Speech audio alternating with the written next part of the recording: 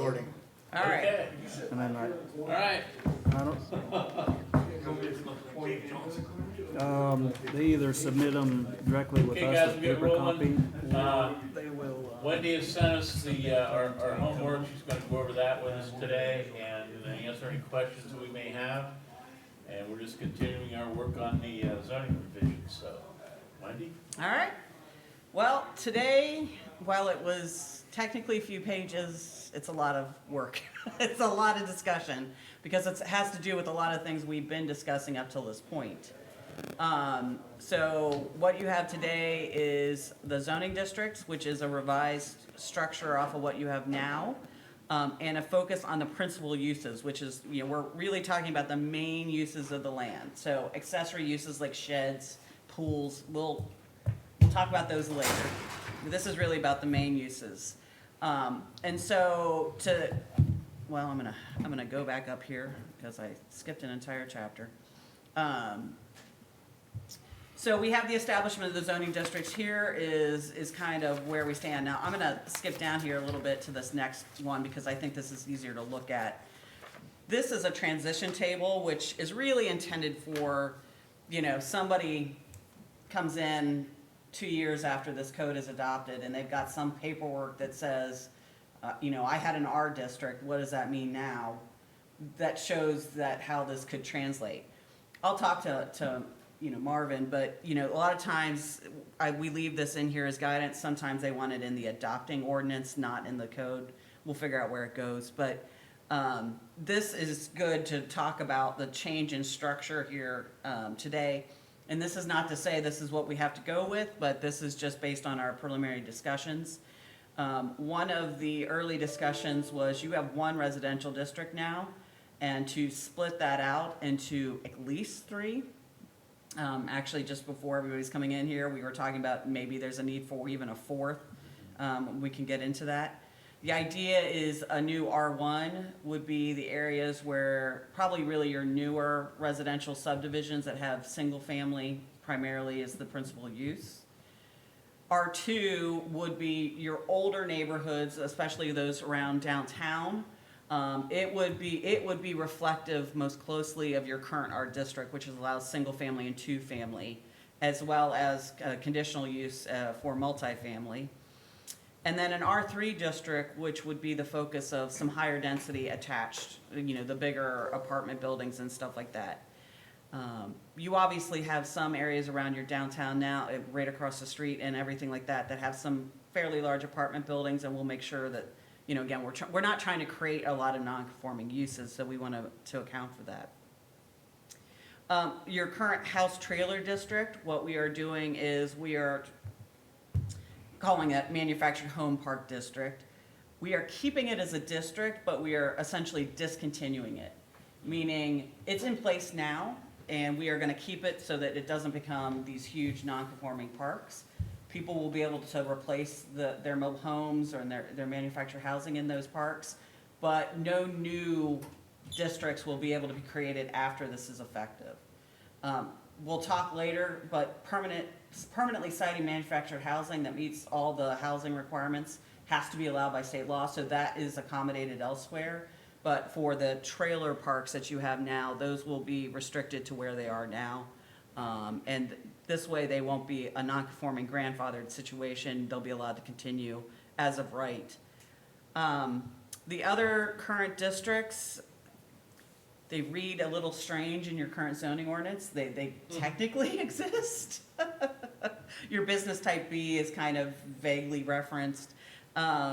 So those all just get fresh new names. They're treated as separate districts. They're going to be clarified as separate districts. We have suggested, I think I called it public institutional, but I kind of like public facilities better. This is great for your major public and institutional areas, your school land, Kent State, the airport, any of that have these big facilities that are now zoned industrial or they're zoned residential, but they're not being used at that. This will treat them as this. Hospitals are another good example that would be under this kind of scenario. It recognizes them as being public and institutional uses. It prevents you from having to make everything a conditional review within like the residential district. So it makes it for easier protection and expansion of those uses. I often get the question of what about churches? A lot of communities give the churches the option to go in a public facilities district, but don't force them. They would be allowed in other districts. So some that have large campuses prefer to have this zoning, and we can figure that out as we go along. What about, county and state, facilities?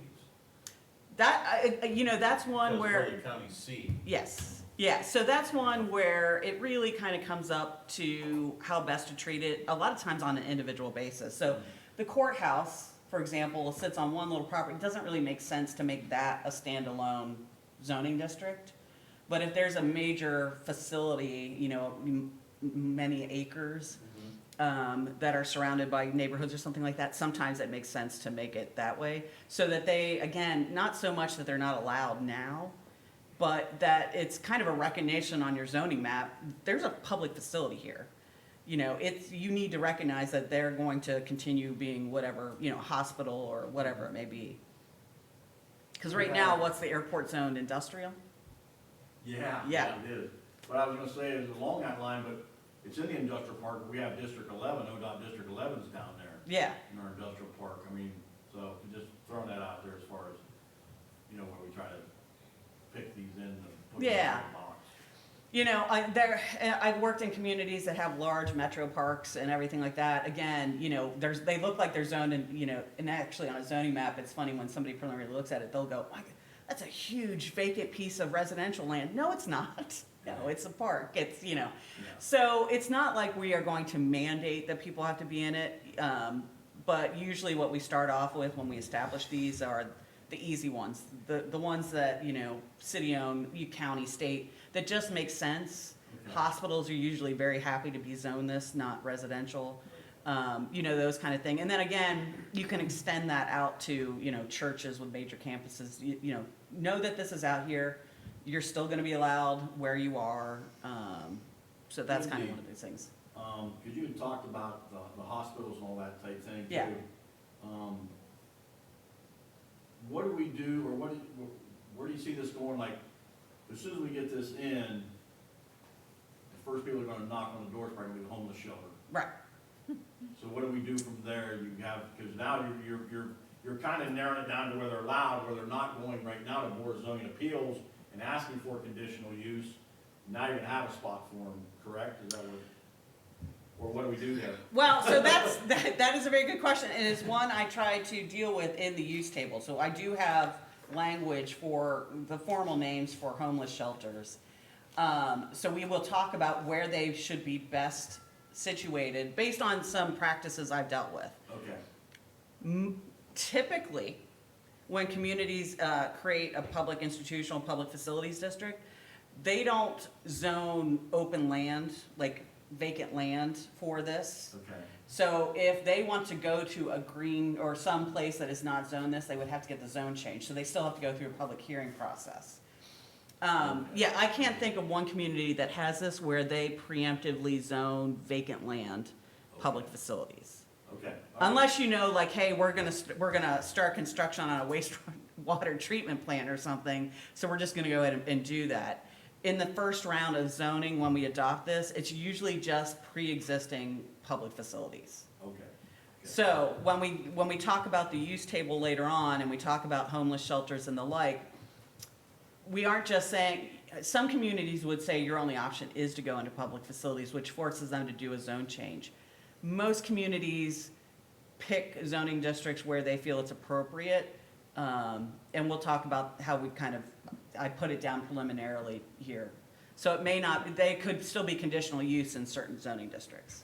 I can tell you from here, since we've been dealing with it in multiple locations, there hasn't been, I shouldn't say there's any, but it's met extreme opposition, any of those places that was suggested or it was going to go out to, even when it was suggested in a township area. It had nothing to do with the city. Yeah. So, just. That is not an unusual scenario in I any didn't think county. it was, Yeah, but- yeah. I'm working in 3 county seats right now, and all 3 of them are having discussions about homeless shelters because it's becoming a more prevalent problem. And, you know, there's permanent supportive housing, and then there's the transitional, which is, you know, meant to kind of be a temporary solution. And we'll talk about both of those. But the reality is, it's a service that has to go somewhere, and we just need to figure out how best to situate it, knowing you're gonna get opposition no matter what. Yeah, and I agree with you, maybe it is something that needs to be addressed, but, yeah, we will feel that for sure. Well, and, you know, again, we'll get to this, but one of the things, so Mount Vernon, who I'll actually have a meeting with them tomorrow, we're working through their ordinance, we had this very same discussion, and we ended up essentially treating them similar to, where, like, nursing homes and, you know, skilled nursing could go, because they're kind of big residential complexes. So they were, you know, they were kind of focused in on some of the commercial areas where the services were near, and some of the higher, like the attached, that R3 or something, and not in the single family or 2-family district. But, so public facilities, for the time being, the idea is it would be pre-existing public Okay. facilities. And then any future one, let's say the hospital, a second hospital wants to come in, or they want to expand at a different site, they could come and ask for a zone change and have to go through that process and demonstrate the need or the change in what they were looking for. And, It's good. yeah, So where they're building the Board of Elections office now, for instance, was on a home site at one time, right? Was what? It was It was in a residential industrial. site, was it? It was industrial. Was that zone industrial? So do we spot that for government then? Or- It- I mean, does it change it around? That whole, What happens? everything on high through there is business.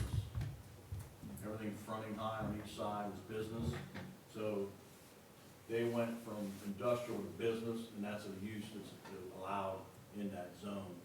The back piece was residential, but it got zoned as one big parcel. It got zoned as business.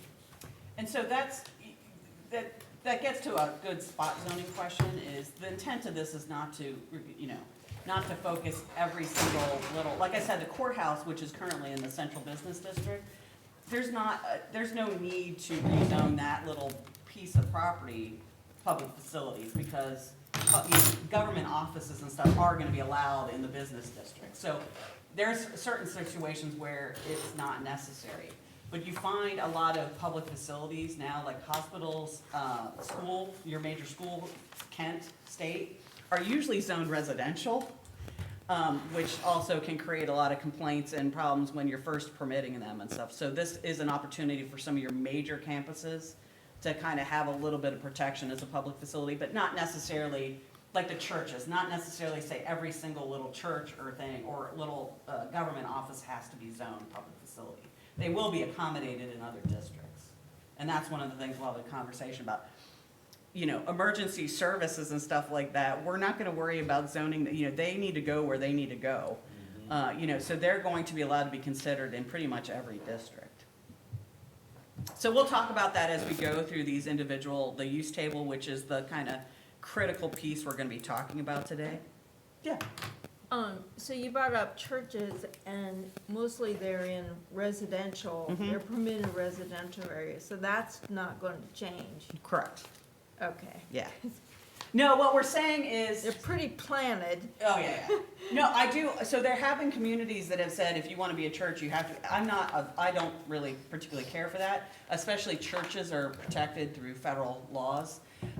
No, but there are communities that I've worked with that have, you know, have said, listen, have done outreach and said, listen, we're gonna establish this new zoning district. Well, you know, if this is something you're interested in, come talk to us, and we'll, you know, have that thing. But for a lot of the little ones, it's not worth the zone change. But if you have like a A mega. major campus that maybe has multiple related uses, sometimes it makes sense. Because then you could treat it as kind of one major development. For the little church in the neighborhood, it's usually not, there's no benefit. It's just, that's why we would still allow them to be in residential districts.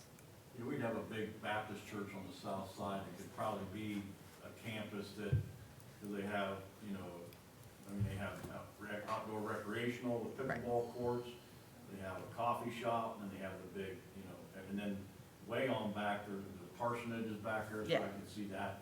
So that's why, and that's where multiple, like in a residential district, usually only one principal use is allowed on a lot. So the church is allowed on a lot. In a public facilities district, multiple principal buildings or uses could be allowed on a single lot. So in a hospital, on a hospital campus, you might have the hospital, you might have associated office buildings, you might have a parking garage, and all of those can be on the same lot instead of it being kind of subjugated. Same with, like you said, this big campus that might have a daycare or school Right. and a church and a, you know, they have all kinds of things. Sometimes homeless shelters are part of a church campus. So this is one way that you can kind of look at it as kind of the scale of impact. The other one, which we aren't going to be talking about now because I do have some questions though, is a plan unit development district. This is a tool for the city that you don't have now. It is a tool that we are going to be looking to implement, but you don't have to. It would require a zone change.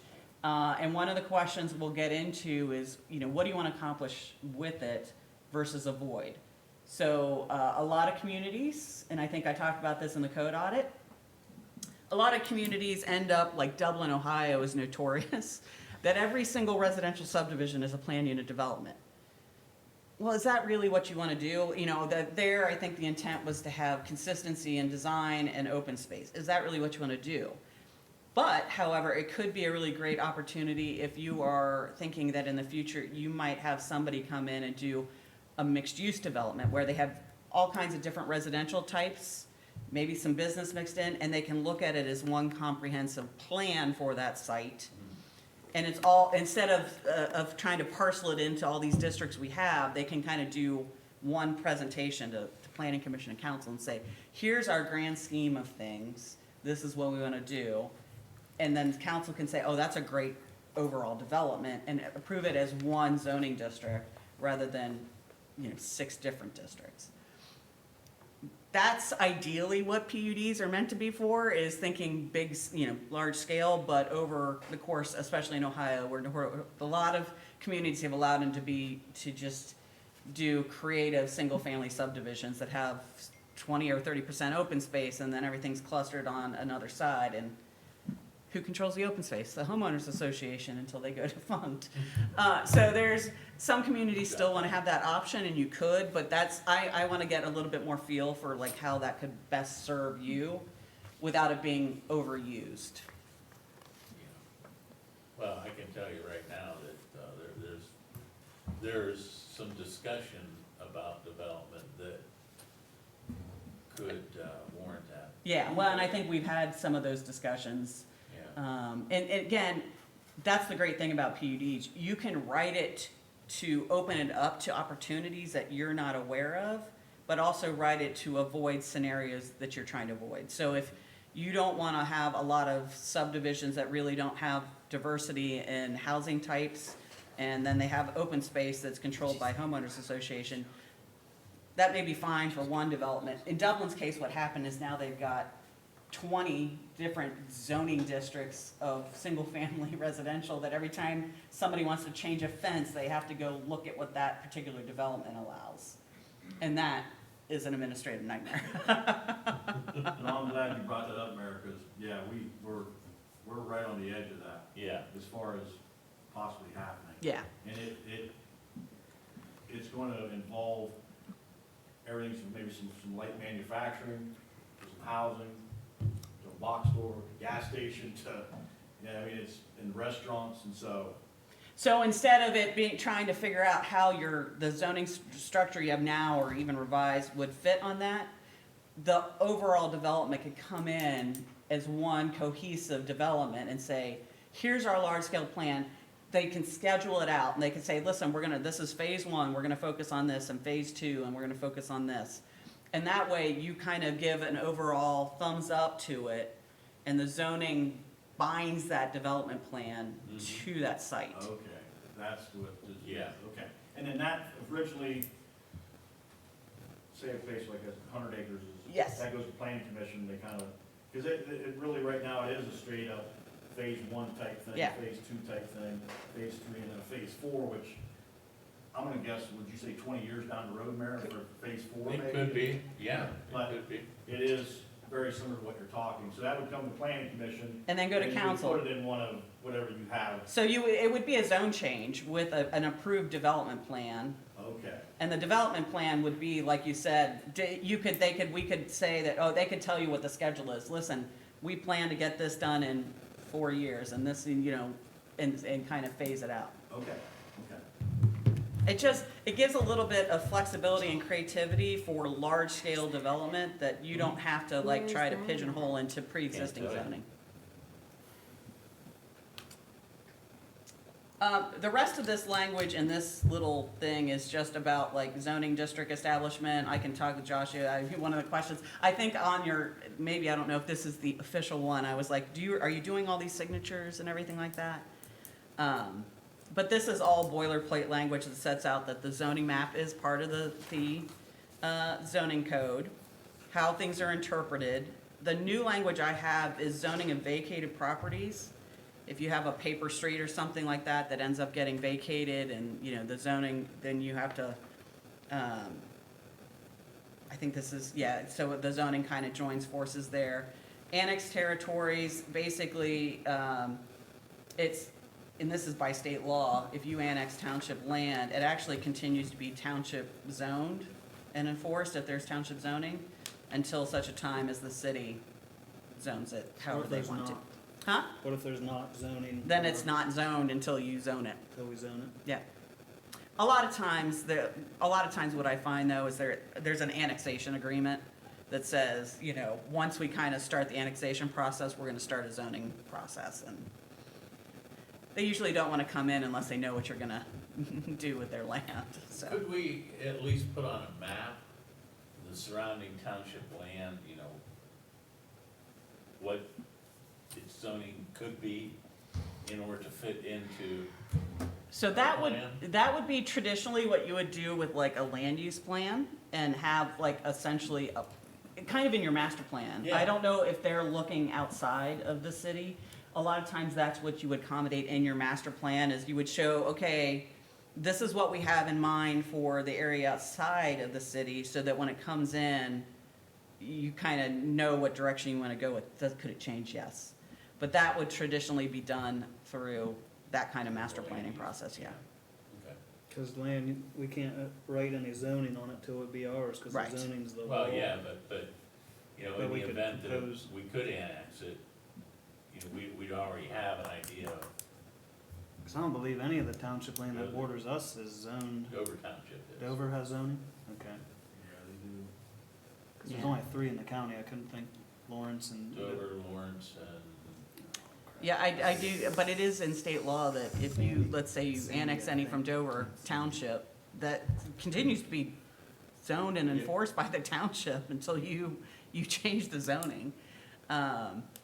So, although again, I think most communities are quick to rezone it because there's a reason why, you know, in Ohio, you have to pretty much have the property on board to annex. And so they're coming in with an intent.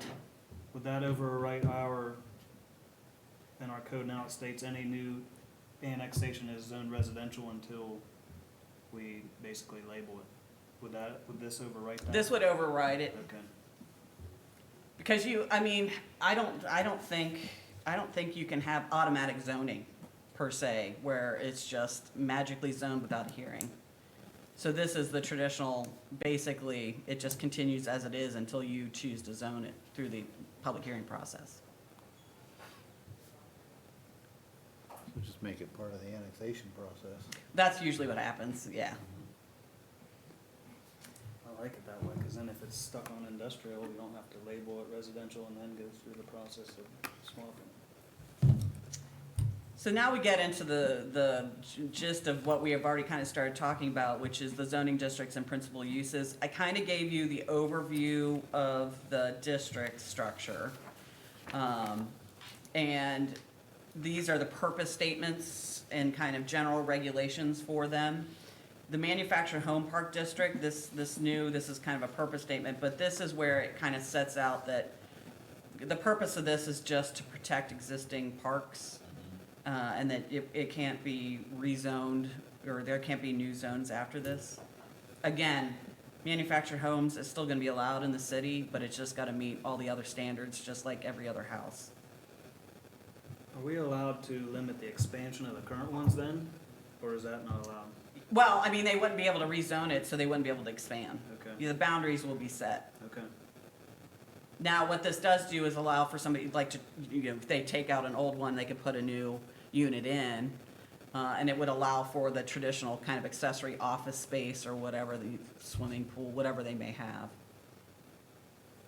And this is specifically for the large parks? What you're calling trailer parks Okay, district now. not like individual instances of like 1 to 5 or so? If it is classified, if it's zoned the house trailer park now, district now, it will become this district. Okay. If you have manufactured housing or mobile homes outside of those would be grandfathered unless they're permanently sited and meet all the other housing requirements, then they're just considered single family. And they're allowed, they would be considered, like a stick-built house. So these just lay out, I just pulled a lot of the language you have in your current, purpose statements, kind of expanded it if it made sense. Purpose statements are great only when you're really getting challenged on things and say, what are you trying to do? Otherwise, I don't think nobody reads them. Now we get into the fun discussion. So, allowed principal uses. So this is where we're gonna start talking about what uses are allowed where. This just lays out the table, so you've probably all got to flip through and see this. The prohibited uses, this is, basically we have the provision that if it's not listed as permitted, it's prohibited. However, this is a list of particular uses that a lot of communities like to be very this is not something you're gonna find as a similar use. We absolutely specifically prohibit these uses. And so this is kind of a list that I've used in the past. You do not have to have this list. The reason why this came up in a previous discussion in another community was like battery reclamation creates a serious brownfield scenario in the future. Sanitary landfills, solid waste, those are just things that you may say, listen, that's not for the city boundaries, that's, really should be out in the areas. So, I don't know if there's other uses you specifically want to lay out here. Medical marijuana, we didn't have a large discussion about. I have listed the dispensaries as prohibited, but you may say, no, we actually want to accommodate that, that's fine, yeah. It is in our ordinance, for growing and processing, Right. not just a dispensary. Right, and one of the questions we had early on is whether or not that has changed in your mind, and you may say no, and we can move both of those up. The cultivating and the processing, we are seeing a change in a lot of communities because they are indoor and they are super secure and usually bring in a lot of money. And so that's where we've seen a change or a shift in communities that have completely prohibited it to allowing at least the cultivation and the processing. But again, that is completely up to you and we can move those. It's not on the table right now, Okay, as far as I know. anybody else? Say that again? The cultivating and processing, is that should those two be moved back up to completely prohibited? Yeah, I think They are by ordinance. I think that, when they did that ordinance, that's how it was figured out. So I Okay. think it had to take that. Yeah, just use the language in Yeah. that ordinance.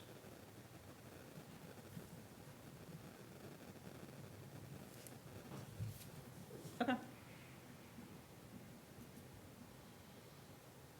And if city council down the road, if they change their mind, we'll have that discussion. Okay. Yeah, this is just the time when those discussions have come up, so. Right. And then with the similar use determination or unlisted uses, this is kind of a new provision. So basically, if somebody comes in, I used to, for those who know CDs and stuff, when people used to list record stores, if somebody came in and said, we're selling CDs, this would allow you to be like, okay, that's very similar, or that really is classified as part of this use. That's where the code administrator kind of has the first wave of review. And looking at all the information on the activity and stuff that they're doing. If they say no, then somebody who wants to do a new use, whatever it may be, obviously has the option to appeal the code administrator, or they can seek a text amendment. So there's different avenues by which they can go. But we're, again, leaving the code administrator as the kind of first decision-making on this, on that step. But they're also allowed to look at outside resources to try to determine if it is similar to something that's in this use. Now, the way we're defining all the uses and stuff like that really helps kind of narrow the scope, and so hopefully, you're not gonna run into this a lot, but at least we put in a process. And now we get into the discussion of the use table. So obviously, this is a different approach than what you do now. Now, we are listing the uses in the districts across the board, so instead of it being listed separately in separate chapters, now we look across the table. And so we're just gonna kind of go down through this process. And we're gonna start up, we're kind of classify these things into different, classifications here. So we start off with agricultural uses.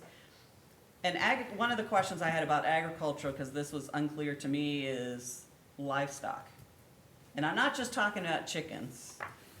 Most communities, if you have however much acreage and you want to grow crops, okay, that's fine. Grow corn, go ahead. Raising of livestock in a municipal boundary is an interesting discussion, one of which I can expound on, but I wanted to get your feeling on this, and it's gonna ultimately lead to the discussion of people having chickens in their backyards. So we might as well talk about it all and get it all out now so that I know what we're doing, but that's the question I have for you. Now, the one thing I did not look in the rest of the codified ordinances, if you had any general, nuisance regulations about, cattle or whatever, which may implicate this, but I wanted to throw this out. There's a list of animals that are not permitted unless you have basically a 2-acre parcel, and then there's all the housing for those animals have to be 50 feet off of property lines. It's in the accessory uses section of our residential, and I don't know if it's in every zone or not. I think that's where I missed, okay. Yeah, it allows to keep, and it gives you a list of animals you're allowed to have. Monkeys is on that list. And It's really weird what. yeah, and Okay. then we've got another section with nuisance stuff too that lists a huge list of wild animals you're not allowed to have. But for agricultural stuff, we do have it in the permitted accessory uses part. So that would get to that, chances are that's accessory to a residential thing. But what if somebody had a farm, 10, 20 acres or something like that on the outskirts here, or you annex it in, and they're raising cattle? I mean, technically, they might have a house on there, but that's usually a farm over a house and not necessarily an accessory use provision. Right. Hey, Josh, would you say that, Bix is that, right? Well, I think this is more future-proofing us, like she just said. But yeah, he's got 3 acres or so. I don't know. He's got 7. But he could. He could raise these animals now if he did. By what our code Yeah, says. I'm just saying that, but we do have it fits the, Yeah, being away so far from the other folks and so on there, But we if do we have that. if we got a farm on the outskirts of town and annex in, we've got no zoning to cover that right now. I'm sorry? If let's say Boltz's Orchard wanted to annex in, we've got nothing to cover farms right now. So that's what. Right. Yeah, I think we should, because I can see that in the future. And that's what surrounds us. Yeah. Is agriculture. now, one of the quote-unquote solutions is, it could be this. We don't have a problem with livestock or things, provided it meets the ratios you're talking about, as long as there is a house or like somebody is on that property maintaining it, you know, that kind of thing. Because that really does tie it together, in which case we just treat it as like an accessory. We continue to treat it as an accessory use regardless of the scale, you know, and it's just a ratio of acreage. So that way it is tied to somebody living on the farm versus, you know, just having a, you know, a cattle farm where you know, go every day but it's not really tied to a use. Like a corporate, you're Correct. talking like a Yeah. corporate. Yeah. Or someone being a thorn in somebody's side, and put a couple hogs out there, and all they do is come out and throw some feed down. Yeah. It used to be a pain to my buddy Marvin, my neighbor Marvin, he had to tie a house to it or whatever. Don't be surprised, that we had a similar problem with chickens. Yeah. That's why the chicken ordinance was enacted. Mhm. No, I think it's good to have it, because any of our growth, if you look at it, is probably right there in that farmland. Now, again, usually with, like I said, if an orchard, you said orchard or something, an orchard comes in or somebody's got a cornfield, that's usually not where the problem lies. No. Yeah, it's the animals that always, I can think of a good example that's maybe wasn't in the city limits, and certainly not our city, but right there in Yorksville alongside of the highway. There's like a little Petting zoo zoo. kind of there. Yeah. It was a petting zoo. It was a petting zoo, and it kind of developed, I believe that it kind of developed as like pets. Then it kind of became this like open to the public petting zoo, but what really happened where the animals were constantly loose, kind of going across the highway, just random strange animals. You know, I think that it was a nuisance at one point, maybe even got shut down, I don't really know, but I can see that could be a problem. But then with like Volk's Farm, like I can see where, you know, that's something that we would want to have. Well, the issue of animals, I mean, I think we're more concerned about it being in a residential area right. than. Like a mowing goat, where someone's like, hey, I've got 2 acres, I'm gonna stick this goat on Well, my. yeah, you know, if it's in a residential area or adjoins a residential area, We'll have our own. and our health department would have issues with that too. Yeah. 'Cause Well, it's as so soon as close to some- humans. As soon as somebody finds out the neighbor's got chickens, they're calling anyhow. So I mean, if we'd have to regulate it to where, I don't know, is it almost something where it gets an extra layer of like the planning commission, you know, like it's a use that has to be, it's like a conditional use maybe? So, I can't even believe of all the controversies I'm trying to wrap up a code right now in Sheffield Village up north. And of all the this chicken thing is, we've spent more time going through this and trying to figure out like what's gonna work for what I think will probably be 1 or 2 people having chickens in this village. So, and you know, I love them to death and everything like that, but you know, but some of it was we had 1 or 2 people who were legit like farmers. And I understood their thing, and we did end up doing like, essentially establishing a bare minimum of like your accessory uses. Like you can have 6 chickens, I think they allowed up to 12 or something, like 6 chickens per acre or whatever, and only chickens, and anything in residential. And if you wanted to do more, you had to get a conditional use, which would then allow for, you know, the farmers to have an out where they would be allowed. And so some of the things they could take into account as a conditional use was like the adjacent things. So that to them felt like, okay, we can keep a handle on, okay, if you have anything but chickens, then you need to come in and get a check. You know, that was their easiest route out for But administration. not residential. They allow And not- chicken, they allow chicken in residential. I mean, you don't have an agricultural district, so, I think we do need one now. I don't want every little lot to be able to have them, cause that'll be a nightmare. I'll end up quitting. Because a lot of I've people heard don't, that 5 or 6 times in the last 8 People- months. people And don't it's want so- it. I mean, we had a kid in our sister city, Dover, who brought a whole presentation out why he should have chickens there, and it's 99% of people here don't want chickens in this town. I there's guess. other community, it's also one of those ones that is weird, it's like short-term rentals, there's no model solution that works across the board. There are communities that says you have to have a half acre, an acre to even rise to the level of And raising That's anything. how ours is now, I would keep that. Okay. Cause yeah, if there is a big, Yeah. a big 2 acre lot, and they keep it away from everybody, I'm fine with that. Okay. But So I like would- we said, kind of keep it more as like it's livestock of any type or, animals outside your normal domestic animals are accessory. Well, can it be broken down to small and large livestock? I mean, I don't know if it matters, but, I mean, like, obviously on a 2 acre lot in the city, you don't want, I wouldn't think that having a cow or a horse or a goat would be So- great.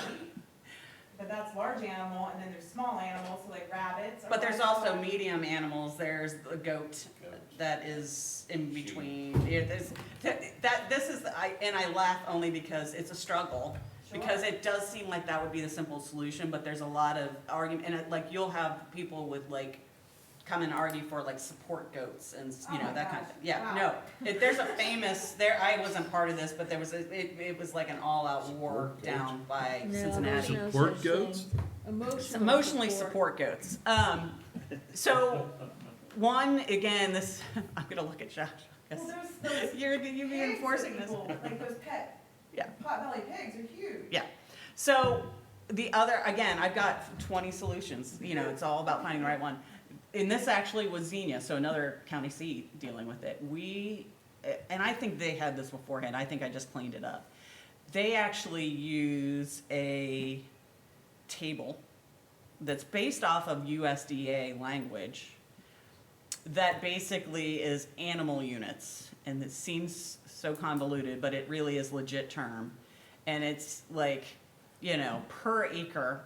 And so like the number, it's like 0.06 chickens or whatever like that, because you can have more of this per acre. Versus like half a dairy cow. So you could only, at 2 acres, have a dairy cow, that kind of thing, because it's scaled. And so goats are like, whatever number it is. So there, obviously USDA's probably got a table that's 30 long because of the different animals. I think they narrowed it down to like, 6. But that's one way they looked at it. So if you had 5 acres, you could have a cow. But if you were at 2 acres, maybe not. Realizing that dogs aren't livestock, but what about like breeders, or is that something completely different? That's usually classified under kennels and a definition of kennels, which is there's a commercial aspect to it, which then gets away from trying to penalize somebody whose dog gets, away for a moment and is now going to have puppies and they sell it. But if you are routinely selling them, then you are considered a kennel, which is kind of separated.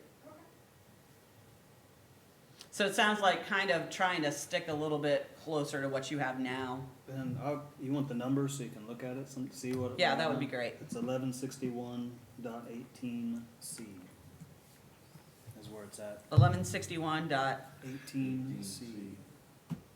okay. And that's just for residential. I'm not sure off the top of my head if it's in every zone, but that's the one I get the most calls on. Why can't we have chickens in Mhm. town? Usually is what they're like, well, because do you have 2 acres? No, we can't have them. Okay, yeah, I mean, that's a easy, As soon again, as someone that's, gets one, they're calling, hey, this guy's got chickens on Goshen. I just took care of some in the last couple weeks. Well, and I did get an email from a constituent in my ward, I think, about why can't we have chickens? Especially when egg prices went up. They were calling Yes. like crazy. Yeah. Exactly. So Really? I explained to Yeah. him that we knew friends that had chickens that lived outside of town. That's where we got our eggs when the price went up. And left it at that. Some towns do, I have like 4 or 5 hens only and no roosters because they make the noise. And that's what they're always, well, this town does it. So, well, it's a different town. again, it's like there's no, there is every variation out there. I mean, like I said, I don't think any single community I've worked with has treated livestock the same. So I can't point to one and say, this is the absolute solution that works. I have one more just question out Yeah. there. I'm sorry if this doesn't even pertain to, but like bees, for instance. Because that's like livestock, people will raise bees, put them in a semi, ship them out to California, back, like, I don't know. I've written bee ordinances, so, It's a hot thing right now, but, okay. I just want to put it out there. I will take a look at because it sounds like we're gonna, again, treat it more as like accessory You know, that there has to be a home there first, and then you can do this. And we can take a look, because I don't know if you want to expand it to continue to allow for monkeys. That's kind of unusual. Yeah, we, Especially, I'm not even sure where that falls within Ohio's new exotic animal ordinances and the special regulations you might have to have there. They can kill you. Huh? They can kill you. Yeah, They can be violent. Well, again, these lists were put down in 1987. Yeah. so- Well, there's somebody on the south side had monkeys, didn't you? What's that? A lady down the south side had monkeys. Well, according to our code, you're allowed to have them. That's Yeah. in, if you keep it contained. Wow. I don't think you'd go the way of, it could kill you though. You know, the people come up with a lot of things that could kill you. There's a prohibited list too. Yeah. You have to Yeah, go with it. that's what I was thinking about. It's, Yeah. I can't find it. It'll be. I was wondering. all right, well, let's keep going. Community gardens. This is one where I've suggested that you address it and allow it in public facilities district. The reason being is, one, a lot of times, cities like to actually offer these as an option in certain parks and stuff like that, or if you've got a large piece of land, you can sometimes open it. But typically, we are seeing communities now trying to restrict it to basically publicly owned, a church or a school. Like schools might often do it now for educational purposes, rather than allowing them as a standalone garden, like community garden on a vacant lot. I know Youngstown and stuff did that for a long time. What has kind of come to be though is that some of them are well maintained and some of them aren't. So that's why I suggest you would allow it as part of a public facility. So if that church complex wanted to do it, they could do it, but not necessarily just as a principal use of any lot in another district. Yeah. So, I know of one community garden, Josh, you might know of more, is right across the street here at the Presbyterian Church. So, they're in the business district. Yes. They would But be they're not- grandfathered. They would be grandfathered in? Yeah. Okay. Yeah. And I'm not saying I agree or disagree with the community garden, I'm not saying that. Yeah. It would just immediately came to mind as a question. Yeah. Well, unless again, that this is one where they may opt to be public facilities, again, we'd have to have the spot zone discussion, but, this is one that I'm just seeing more that the bigger concern, and actually one of the things that might end up helping them is we also typically allow it as an accessory use to any permitted public and institutional use. So you would see it here as a principal use. So let's say the city has 5 acres that they're not using for anything right now. They may say, we're gonna make that a community garden. That's the only use. In this case, what you're talking about, the church has it on their property. We can also list community gardens as accessory in the accessory use chapter. And so then, in that case, they wouldn't even be grandfathered, they would be fine. But again, part of it is tying it to another use in that case. This was a big deal over in the Tin Town neighborhood where a local resident wanted to start a community garden on a city lot and the neighbors did not want it because of the maintenance issue. Yeah. And then it was a big argument and there was nothing that said you couldn't, but they didn't want it, and I can remember it was quite, fiery. Well, think and there's a difference between, like I said, you know, somebody's got a side lot, you know, let's say they own a property and it's like side lot and they are raising their garden there, where it's just one plot of garden. That's not a community garden. No. A community garden is where there's multiple garden plots that are Okay. kind of universally controlled by one set of regulations. So somebody with a side lot, even a separate lot where they've got, that would be like fine under this scenario. Because we're allowing the agricultural where it's not livestock related, you could have as a principal use.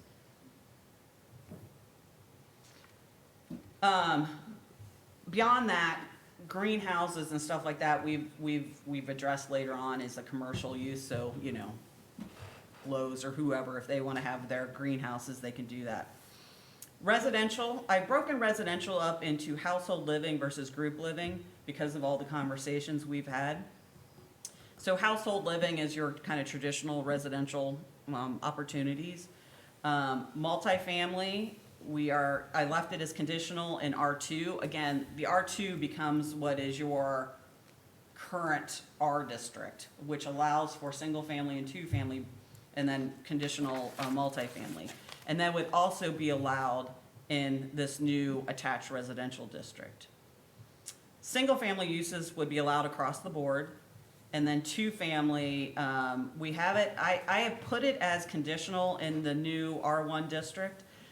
But part of this is a question because, again, if we're thinking that the new R1 district, the single-family district, is gonna be like the newer developments in the city, one of the questions I had is, are those really primarily single-family, or are there some two-family interspersed that we need to kind of catch? And that one of the conditions would be, or one of the conditions is it pre-exists this ordinance.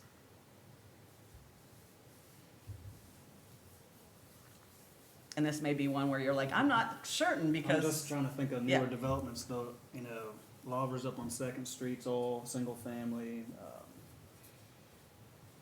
On the south side, down by like, is it Springbrook, and they've got the condos in there.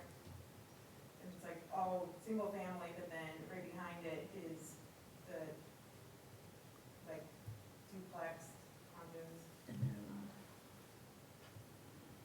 and this may also come down to when we're actually trying to, I wanted to kind of have this discussion first before we try to fine tune the boundaries of these new districts. But this may also come down to, like, you know, does that mean, you know, are those developments big enough that they generate the need to be zoned R2 and not R1? It kind of sounds like there's enough single-family subdivisions out there that we could just well, leave right that. now, the whole thing that triggered duplexes is we didn't have, you know, they were getting put in vacant lots and a lot of single-family home neighborhoods started bringing that to our attention. They shouldn't be able to build duplexes here. So they are kind of peppered out throughout the city. There's not, trying to think of somewhere, we do have some streets in town where there's a lot of rentals and a lot of either multifamily or duplexes. There is a separation. I'm trying to, like, up on Cotterly and Fifth and Kelly, up in that way in the northwest side of town. So. Really turn into rentals. I'm gonna split the screen because I'm pretty sure this is how I wrote it in this scenario. Come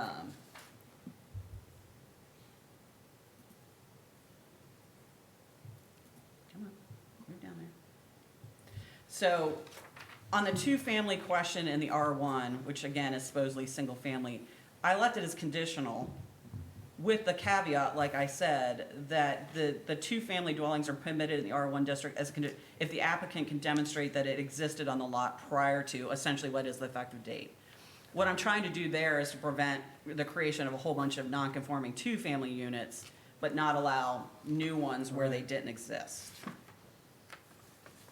Yeah, If that makes would've been huge, I mean, I would've just liked seeing it myself, and I don't even live over there, but that one house that burnt down there in the lagoon area, that would've been, if that had been a duplex, you know, that's all single family. Yeah.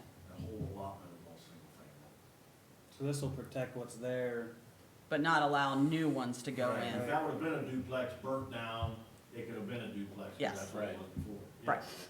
But without it being a non-conforming use. This would allow it to be conforming. Right. But what we're saying is there won't be, wherever there's an R1 district, there wouldn't be allowed new two families. Right, unless it was that prior to. Correct. We would have to do it that way because they're so peppered in to the. That's what I thought, you know, when I started looking at some of the land uses, I was like, I mean, I think we're looking at predominantly single-family areas, but where they're peppered in, this would prevent us from having to do spot thing, but also not creating a lot of nonconformities, because again, nonconformities create problems for financing.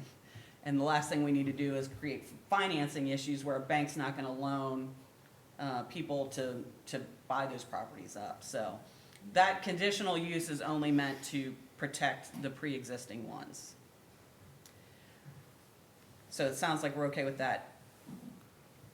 The two-family would, again, to be allowed in, just like we said, in the R2, which is essentially now will become the areas that are kind of the older neighborhoods.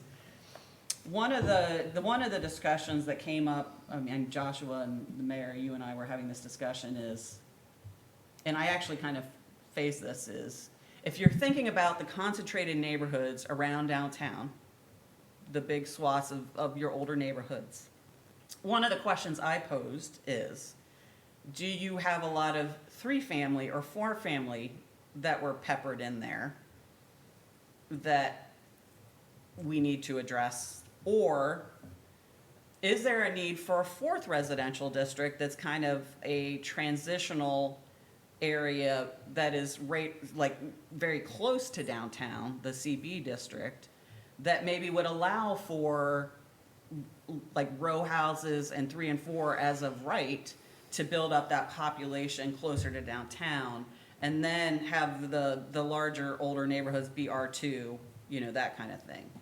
Do we need a ring of slightly higher density, but maybe it's not all multifamily? Some of that is high density, like if you go like behind the Quaker Theater, what's that, a 4-plex or 6-plex gym there? People's has, you know, that old brick one? I think it was 4 there. Then if you go beside the library, the Mhm. Mets apartment, how populated is that? I think it's a good idea, but that's That's just my very opinion. I know a decent amount of triplexes and quadplexes, I looked at them a few years ago, and I was surprised at how interspersed. But I think it could be, in my mind, it would be written slightly different than the kind of R3 attached, which would be, if somebody wanted to build like a big apartment complex somewhere, you know, they would ask for R3, Okay. that kind of thing. I'm thinking that this would be kind of an urban residential compact style development that is kind of reflective of what you have now, but would build up the area around downtown, if that kind of makes sense. Does that sound like a possible option for the city to kind of, again, build up some opportunity without it being all multifamily? All right. There's no harm in having, options. That's right.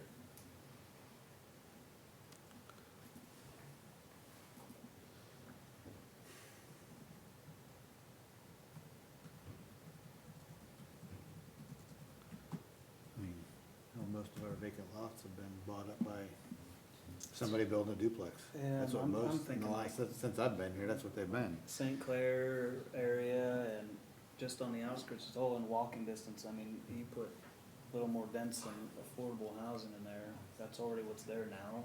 But you could kind of make, we're starting to make more vacant lots there from those old things we're tearing down. It would boost the population, I mean, if that's what we're wanting. Well, I mean, so what we can do with this zoning ordinance is we can remove the barriers for building housing. And then it's on the market to actually bring in that Attract development, yeah. Different developers in. So we make it easy to do what you want people to do, to build a housing where you want them to build a housing. And then that's when the market comes in and you hope that it's there and they build it. But the easier you make it, the more likely they are to find those areas, so. Permanently sited manufactured homes, as I mentioned before, this is actually by state law, so, you know, you gotta love this. But this is wherever you say a single family home can be, if somebody has a, manufactured home that meets HUD standards, that is permanently sited and meets all your requirements for single-family homes, in the minds of the state, it is a single-family home. So this is where somebody can bring in modular units or bring in a double wide, and if they permanently site it and meets all the other standards, it's a stick-built in the minds of the state, so. So that's, we kind of allow for this, where we allow single-family. The reason why, I want to note a little bit earlier, the reason why I have single-family in the public facilities district is, and you can see this in the standards here, is for caretakers, for, if you've got a Catholic church, the priest or the rectory or something like that, there can be somebody who lives on that public facility site if it's kind of related to it. And then we get into group housing. So I'm going to start with the easy one first, which is where you don't have a say. And that is the residential facilities. I call them large and small, that they're no longer called this at the state level, but they're all just called residential facilities. But we classify them based on the number of people.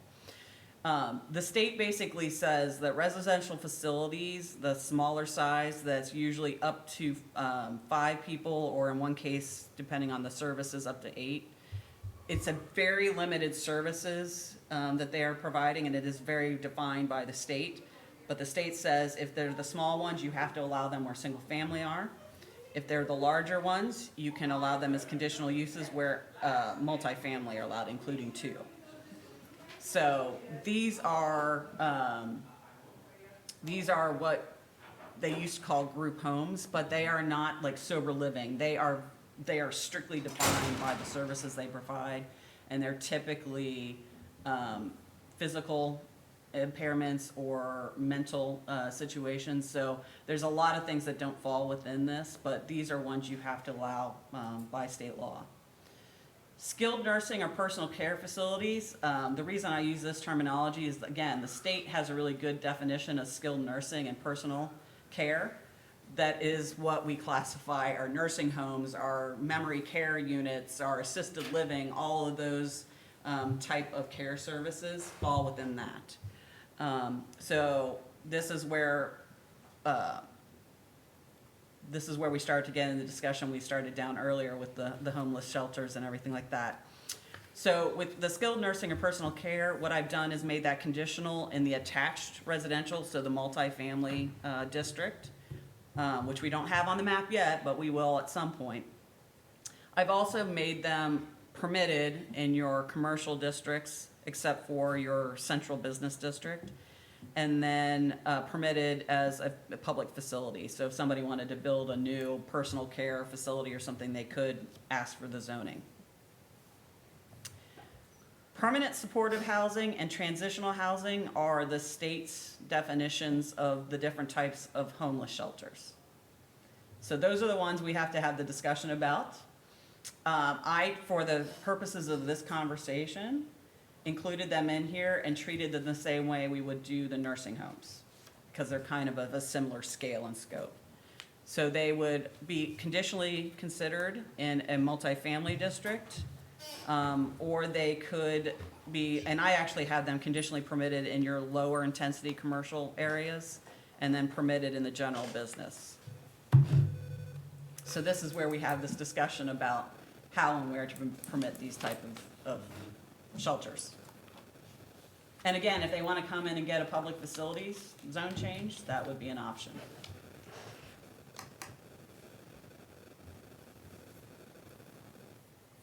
Just to back up a minute. Mhm.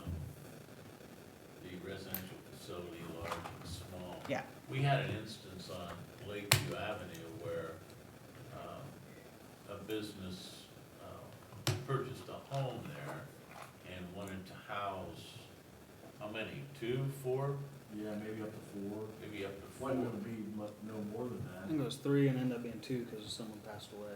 Okay. It was like an assisted living situation. So you're saying the state law says we have to allow that? It depends on, no, they have to be licensed. If you look at the definition up here, they have to be licensed under these chapters which define the services. So 511 or 55119 or 5123, they would actually have to get a state license as one of these facilities Okay. to be able to qualify under the zoning this way. And that's something that we should, and they should give documentation. Provide to us for the Yes. permit. Correct. Did they, do you know? No, because I wasn't aware of any of that, you Okay. know. I know they have it in different towns. I'm not saying they don't have the license, but. Okay. I thought they was too, because they had stuff in Dover too. In Strasburg. Yep. Okay.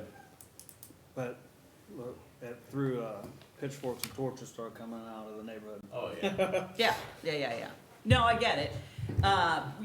So they would have to go through, they would actually have to be licensed through the state under, the 5119 or 5123 to qualify for these specific zoning exceptions.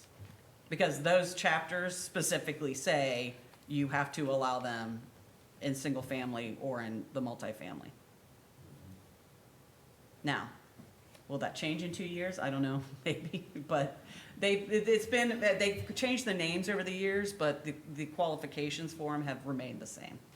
Seems like that's a trend from going to a nursing home to where more people are trying to stay at home or a like home place with. I think so. With the medical people there to prescribe Yes. the meds and stuff like that. I used to know situations of like families that have children with like autism that then become adults and then they do similar. So I can see, like, I don't think that stuff's going away. So I think that's more of what this is, that these chapters are about than like halfway homes for, you know, people who are being treated for substance abuse. However, one of the things I keep watching the state for is to see if they are going to interject any rules for those that would overrule zoning. They haven't yet. Sober living homes have become a huge discussion point, and pitchforks and the like. Now, at some point, though, one of the things we talked about, and I think this has come up before, is like, you know, single family, what is that and how is that defined? What I proposed here has been one that most communities have been comfortable with, which is, well, it's still always gonna be questionable, is the state has a definition that so far has been upheld in court about what a family is. Now, it's not number of people, it's are they related by blood, marriage, adoption, and all that. So it can be large numbers of people. At some point, the health department might interject from an occupancy standpoint, but that is something that they would go after, not through zoning. For roommate situations, what I've used, and actually this is a good point to talk about it, is we call it a housekeeping unit. So a single family unit can be occupied by one housekeeping unit if it's not a family. And that is traditionally up to 5 unrelated people. The reason being 5 is once you go over 5, then all of a sudden building codes and fire code ratings change. It's also one where we draw in this language from like group homes, because they, you know, they kind of treat 5 and below differently than 5 and above. We're not seeing a whole bunch of people, I mean, that some of the sober living have, you know, gone that way, you know, and they keep it small, but it's, you know, they don't have staff, it's the number of people living there. So that's how we've kind of looked at it. If it's a family, there's not really much you can do if it's just a large family, you know, living together, other than go at the occupancy from a health standpoint. And I think also with the housekeeping unit, it's nice, we had this conversation, I think, especially as the older generation is still wanting to be independent, we're seeing more people living together just as like roommates to keep housing affordable and keep their independence. So that's where we have family and housekeeping unit, yeah. So we do have like group homes in residential areas, but which is fine. But, my question is, my confusion is. Yes. When you say group home, do you mean the permanent supportive housing? Because that's for with people with disabilities.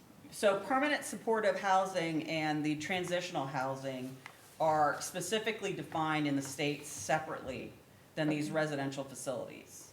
So these residential facilities under 5119 and 5123, I forget how many years ago they changed it. They were officially called group homes in state Right. law.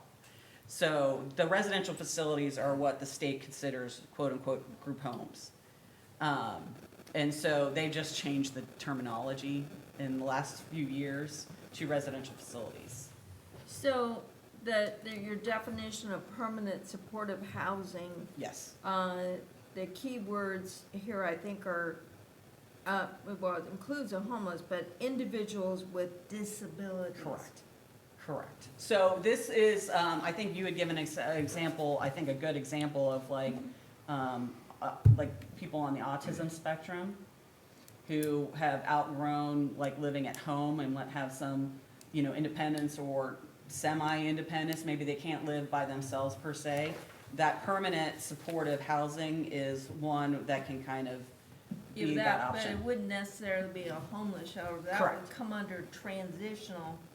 Well, so there are some communities that consider certain permanent supportive housing for the like chronically homeless. They cannot find any shelter. Transitional housing is like, again, a lot of homeless are temporarily homeless. So Right. transitional housing is to get them that support temporarily. Yeah, But they're part of both- the continuum of care Yes, and correct. homelessness. So both of those, though, are kind of treated typically in a similar manner, but are defined separately by the state. Let me throw out a scenario. I had a client, now they were in Tennessee, but they were a manufacturing company and there was a huge drug epidemic, epicenter for opioids. And the owner of that manufacturing facility had this program that he would take young men out of, or any men in general, and he would, that were recovering, and he would teach them to weld. And then he would teach them to weld the product he was manufacturing, and housing was a major issue. So what he would do is he would go and he would purchase housing, and he would house his workers. And he would do whole streets of this, because in that area it was possible. Mhm.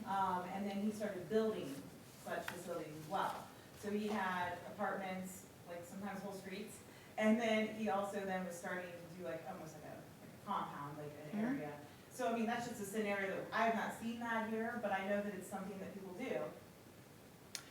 You know, if somebody wanted, you know, that harks back to the old company housing, you know, when the coal mines, you know, would own housing and their workers would live there. We won't get into ownership of the private housing, the household living. So if they're doing that, whether like, again, he might have 2 or 3 people living together in one house, that would be allowed under this scenario. We're not considering who's the owner. Okay, I was Um, just curious, because that was like a thing that I was like, I've not really, you know, that happened, but I'm like, I've never really seen. One of the things we are seeing also a growing, and I meant to go to this session at the conference, and I was speaking at it, or a different one, is we're now seeing developers who are building developments for rents. So those institutional investors, they're just building a subdivision that is intended to be 100% rental. They are being built for rent. And so there's nothing that would prevent that person who wants to build a development that is for their workers, and that's renting it or doing whatever. Zoning cannot dictate like the ownership situation. Mayor, what was the proposed size of the homeless shelter they wanted to build here? Do you recall that? 75 beds, 75 300, beds? or 30,000 square feet, How many residents? 75 beds.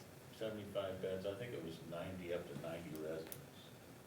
But it Yeah, I was- didn't hear the 90 figure, Yeah. but it was quite Because large. some Yeah, it was of quite large. those, Where does that go? They had a couple of units that were just for families. Yeah. Right. Where does something like that go?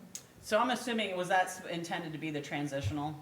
Transitional, Yeah. yeah. So that would be one where it's conditional in the multifamily district in this case, or conditional in the lower intensities, the office or the neighborhood business, so your more transitional business areas, and then permitted in the general business. Kind of along the same lines, again, of nursing, the larger scale nursing homes and stuff like that. That's not really a nursing home though, is it? No, it's No. not, but that nursing homes can be a kind of a big intense use too, and so that's, And anything conditional, we have it wrote up where it has to go in front of planning commission to approve it, correct? That's what the conditional is? yes. Yes, so there would be a public hearing. So those are all conditional uses and we're not mandated to have that someplace. That No, way. you are not, that is not a protected, so that's. It's not protected. So the only protected use per se, or where the state says you have to do something, are the group home, the residential facilities. The other ones, you have a say in it as to, where you want to allow them, how you want to allow them. So right now, we've got them permitted in 2 zones, so they wouldn't need any, They could, now, if you wanted to make a condition, you could make it conditional. I think the thought process is, that's probably, if there's one place you wanted to direct them, that you avoid the pitchforks and try to get them in, probably the general business. But you could say it should be conditional, all of them. In that case, you're gonna have to have a public hearing. It's probably best because there wasn't anywhere, we've had it, it was business on Broadway, and then down off Beaver. That was Business on residential. High, Central Business I District. know saying where it was, Yeah. I'm saying there was, spots that was, it just didn't. So even in the, you're saying make it conditional across the board? I would, I Yes. just, that's what I think, so, I think yes, so. Yeah. Well, that's Okay. my opinion, you have to. That's this- fine. This was my suggestion, okay? Take it out of conditional of any residential area. Permanent supportive housing in the transition housing, just don't even have it conditional in a residential area, any of the Rs. Anybody That's my else? thoughts. I just think have conditional anywhere you go, it's still gotta go through the same steps. Yeah, I think it needs to be conditional so that people have a say on it. But Well- conditional in the other one, in the other, So you're not, saying not at all in residential R1. right, well, so we don't have it in R1, we don't have it in R2. No, it's not in that. it's R3. R3, Just take it R3 is out. meant to be, well, it'll probably be R4 now that we were talking about having that kind of downtown residential area. Mhm. But that is meant to be like where you would have like an apartment complex or like something that is going to be of the similar intensity. So that's why I have it conditional in that particular residential. That's why I'm saying it's okay, because you're definitely not in R1, R2. No, Because that's a different thing. correct. So we gotta get away from the fact that we used to only have residential, and that's what we're looking at, but now we have different Rs. Correct. So I think. And this would be the conditional most intense use, As R. far as going back to a public meeting, still happens, it stays out of the R1 and old R2. Yeah. R1, R2s that we have. Yeah. Yeah, and that was, again, I was looking at it from the standpoint of intensity of use. That R3 would be the one residential, that multifamily district would be the one residential that you are gonna come closest to it. Yeah, and that would be a tough one not to say that it could be in that area, because it fits all the boxes besides maybe not the actual use that you would use it for. Anybody else? All right. We're gonna move into public and institutional uses, so this is, you do a fairly good job of defining the stuff that we are gonna be talking about here.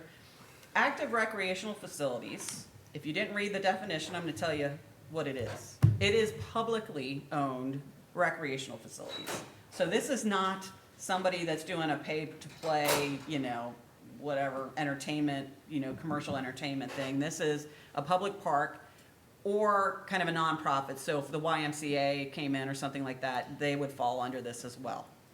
So just off the bat, this is essentially going to be publicly owned or nonprofit. The reason why, you kind of allow these across the board. The reason why I have suggested conditional use is further down, now it's on the other page, but it'll eventually be on the same page.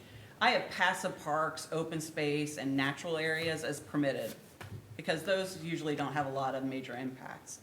Active recreational facilities could be a wide range of things that, depending on where they locate, may or may not be appropriate. So if you have a series of ballparks is a lot different than if you have a small playground or something like that. So with regards to the kind of residential areas and the lower intensity business districts, I suggest that you at least do a conditional use review of them to kind of look at the adjacent impacts and allow the adjacent owners to have kind of a consideration in that, because they could be such a wide range of things.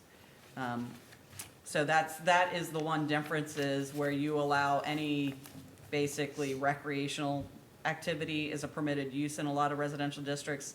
I kind of broke it out as if there's a lot of improvements, there should be some kind of review. Does that make sense? Yeah. Cemeteries, we're not seeing a whole bunch of new cemeteries go in. I kind of treated them the same way you did now.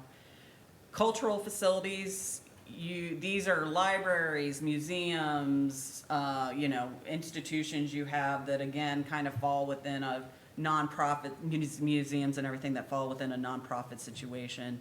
Again, because they could be kind of an unknown with parking and impact, I suggest conditional use.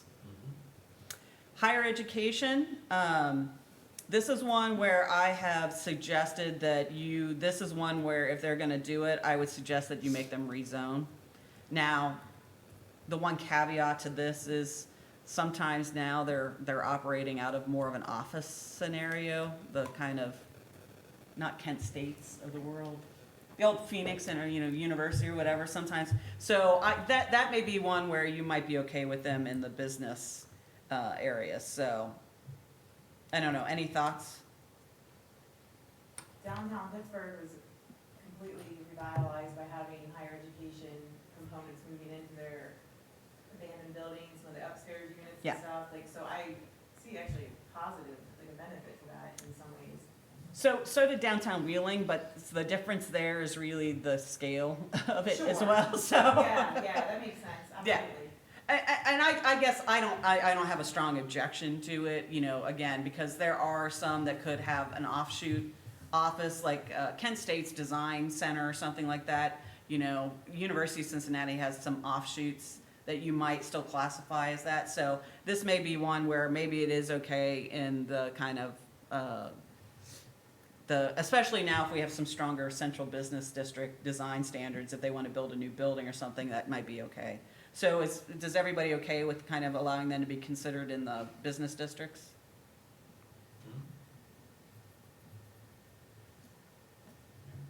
Make these changes while we're doing it. Then the preschool to K-12, these are our normal ones. So I made these conditional in the residential, again, because of the kind of impact the facilities can have, and then permitted in the business districts and public facilities. Essential services, these are ones that are pretty traditionally exempt. These are not the buildings, these are the conduit, the power lines, everything like that. So those are usually allowed everywhere. Your fraternal, charitable, and service-oriented clubs, your Eagles Club, all of them. Government offices and buildings, I mentioned, these were ones that could be, the ones you might see in residential. So again, conditional and residential, permitted in the others. Memorials and monuments, we're seeing more of those kind of as a standalone thing. Hospitals, this is another one where, again, we're treating hospitals different than the urgent care. So urgent cares and stuff would be allowed in offices. But a true hospital, I would suggest that you have them rezoned to public facilities. In part, if anything, for their own kind of designation and protection, that people don't complain about ambulances. It's a public facility district, so you're gonna have that. And right now, I think I made the note, the city currently only allows hospitals and health centers as conditional use in a residential. So. Passive parks, open space, I mentioned that before. Places of worship, I tried to reflect what you have now. We may have to come back and revisit this. So places of worship are one of those quirky uses. There is some level of protection from the federal government. We have to allow churches, basically wherever, and similarly you allow any places of assembly. So when we're kind of all done going through this list, we'll look, how do we allow theaters? How do we allow conference centers? Anything where there could be kind of some kind of assembly, we have to allow churches in the same manner. However, you currently generally allow churches pretty much everywhere, and as I mentioned, they will continue to be allowed everywhere. Public parking lots or garages. So this is a big question for downtown. So if somebody wants to build a parking garage on a lot in downtown, we're gonna have some landscaping standards for it. One of the questions I have is, do you want to allow a private person to have a standalone, like the lot is only the parking lot or only a parking garage? Or do you want those strictly public? You mean by owned or used, private and public? Owned. So if They could do a private. Joe owned, Citizen public owns a park. business and then owns a lot either next door or down the street, and they want to have just it used for parking, so nothing else. It's a principal use of the lot. Is that okay downtown?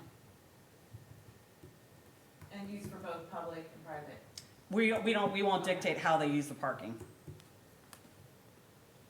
Well, that's the question. I mean, you know, if it's public parking, it's usually It should be open. nice if someone said, hey, I'm gonna come in and I'm gonna build a parking garage for downtown and Right. charge for it, and then, you know, that's their business. I don't know how realistic that is. Right. At the same time too, that would really be, kind of a bummer if somebody did that and then made it private, and then it's, you know, I don't know. So, I mean, Well- again, that's not super realistic either. Here's the other problem that some communities have though, especially in their downtowns, is they really don't want, especially on their main streets, and maybe it's a conditional, maybe part of it is we don't want it on Main Street, is you don't want to lose buildings on your main streets. Sure. Right, and you know, how It's does a different. parking garage look in the middle of a historic area? Doesn't look good. Well, so that was one of the other Unless it's questions. If underground somebody or a wanted, yeah, if parking somebody wanted lot. to build a, Parking lot. if somebody wanted to build a parking garage, should we incorporate standards for that design so that it at least, Well, yeah, I think either a parking garage or a parking lot, there's gotta be design standards. and would you want it in the So it main, Fits in. would you want it on the main corridors of the central business Well, district? there's Or, one building that a parking lot with standards would look a lot better. And we could use parking directly downtown. Well, in a parking In garage, one. I don't, to me, I don't care if it's public or private, because Yeah. it frees up on-street That's a parking. good point, because it doesn't really, with Yeah. our areas, yeah, that makes sense. Yeah, Yeah, it's not like they're gonna build a If parking it's garage. and private, just they have board to the take spaces care of for it, Yeah. they have to take care of it. oh, yeah. not us. Yeah. And if they can create revenue by, you know, selling parking permits, Yeah, yep, absolutely. No, I think it's an interesting concept, and I see when I go shopping in larger areas that have already had pre-existing, you know, historical districts and stuff. I mean, it's interesting how they've crammed, parking in. You know, there's, though, the type of parking scenarios where there can be, you know, they have a lot of this in Pittsburgh, where people just buy the parking lot, and then they'll put these lifts in and run the parking lot. So, I mean, I don't know if that's something, I certainly wouldn't want that on the main strip. I don't think they look terrible, in my opinion, but it serves a need. So, you know, there's just all kinds of different ways that could go. I think With standards are standards. important.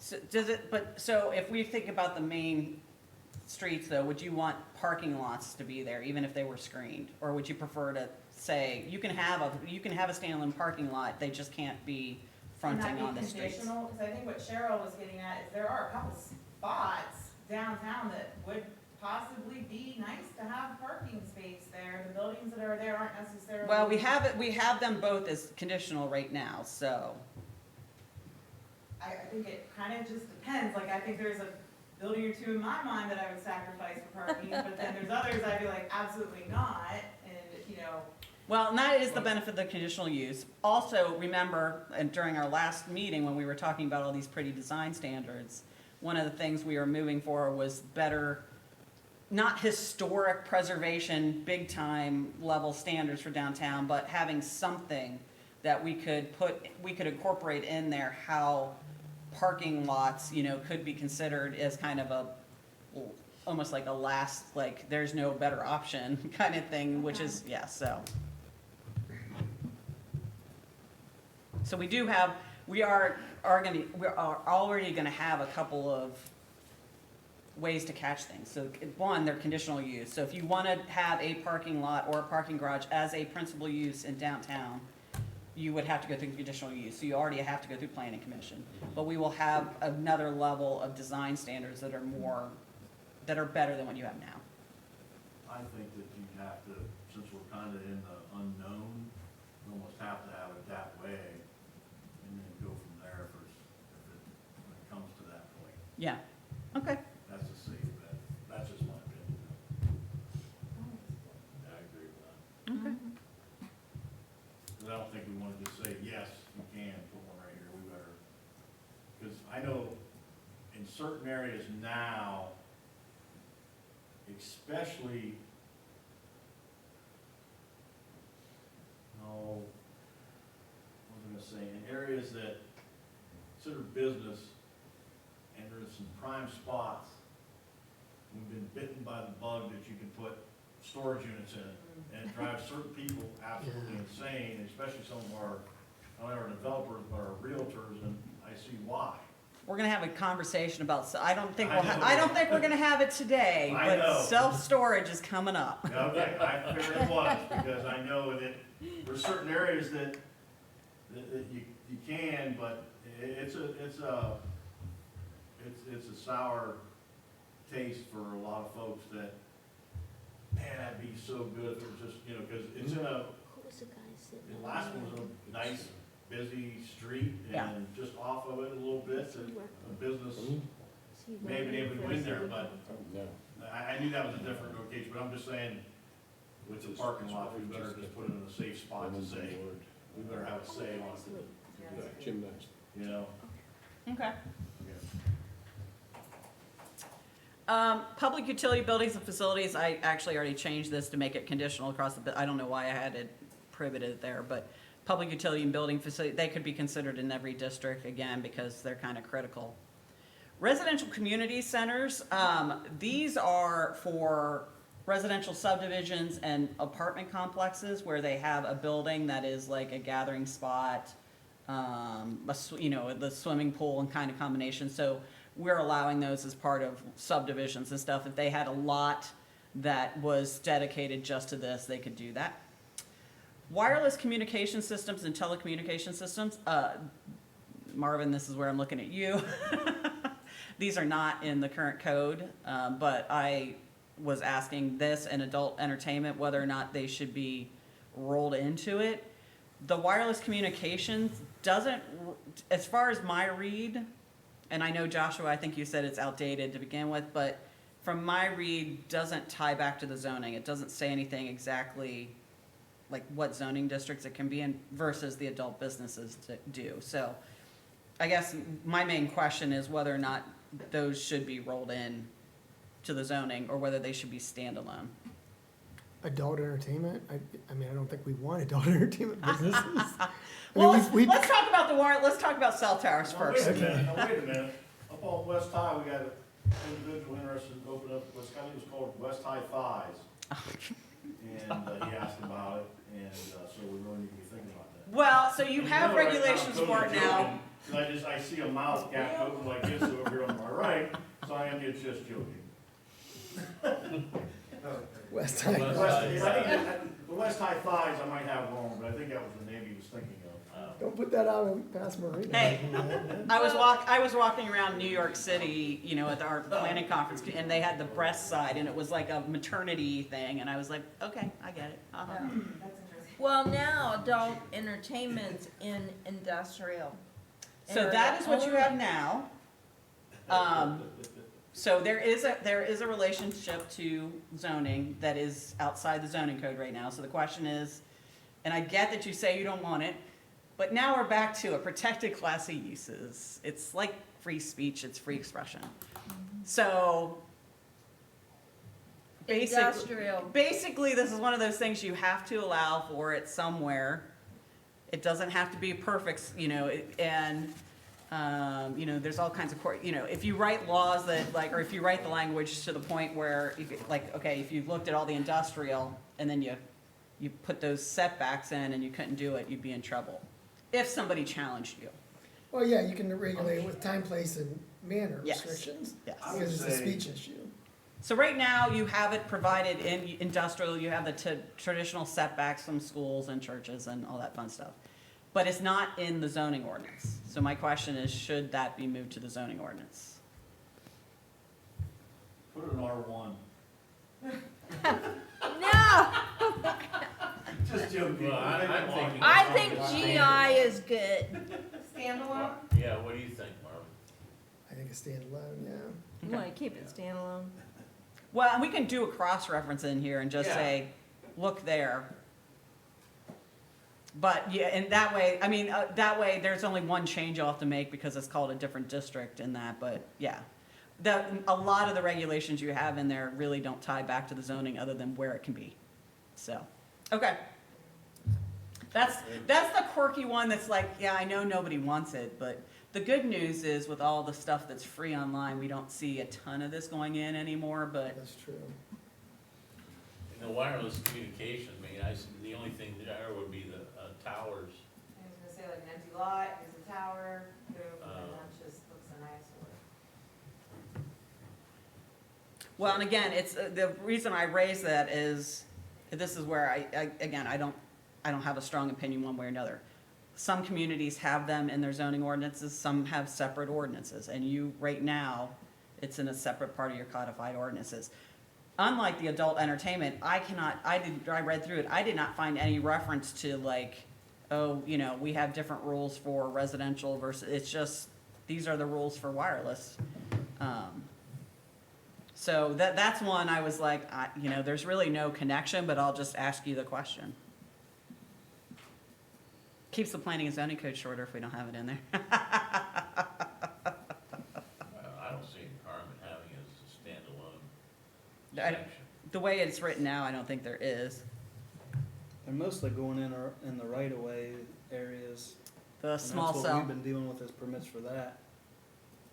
Yeah, I'm seeing a growing number of But there communities. are a couple towers here and there that are, Yeah, I mean, kind of the way that telecommunications is heading, it sounds, and you know, I'm not an expert in this field, but my husband does work in that field, and I hear a lot of stuff. You know, we're really probably starting to go to different types of systems, and what would end up probably happening would be more, in kind of like in Europe, is less large towers and more small, like rooftop type scenarios, satellite type things. You know, it being smaller doesn't necessarily mean that it's less intrusive in some ways, but I don't even know how we would predict how that could grow and change and develop over time, because it's technology growing so quickly and differently, but, so I So- think there's a lot unknown there even. Yeah, so the move is already, like you said, to the small cell wireless, which they're locating in the right of way. And part of the reason that trend started is because it was a lot cheaper to put in the right of way than try to lease people's property. So it was Yeah. really clever way of them not paying, you know, rent. So, what I have seen is more of a move to establish a right of way ordinance about what can be in right of ways, not just small cell, but street furniture and everything like that. But that is the way we're seeing it go. But you're right, there's still more but right now, all of those regulations are embedded outside of planning zoning code, which we're focusing on Which would now. be so. the right of way stuff you're talking about then? Is that outside of the zoning code? No, the current regulations for wireless cell towers are completely out of planning and zoning. I see. That's what I'm saying, is one of my questions was, should it be here or should it not? I think it almost ties in more with utilities and Yeah. street and utilities, since we've got 3 new companies that all came through since that Appalachia agreement. Yeah. And it's all going in the right of way. And Yeah. I think if Spectrum comes through, it's gonna be right of way as well. That's just my opinion, keep it with, cause I'd like to see that redone at some point too, our streets and utilities section of the code. And that's where we're seeing it addressed more and more, because that's been the current trend. I can't even think of the last time I saw a new cell tower, like one of the tall cell towers go up. We got one right here. Right there. It's true. We can't have one though. $800 a month. All right, well, we got 10 more minutes, we can get through some of this. So administrative business and professional offices, obviously allowed those across the board into the commercial districts. I also allowed them in the public facilities district because again, a lot of those things like churches and stuff have offices, hospitals have offices. Animal boarding facilities, this gets to your question about kennels, they're defined as essentially kennels or places that are boarding them overnight commercially. I have those permitted with standards in the industrial district. Now, the next one, animal hospital clinics and animal grooming, where there's not like boarding and everything like that. So the hospitals can have boarding for like medical treatment, we're not trying to prevent that, but commercial boarding would be, I am suggesting that you would allow for the grooming and like the kind of animal hospitals and stuff in the commercial districts, not the office district.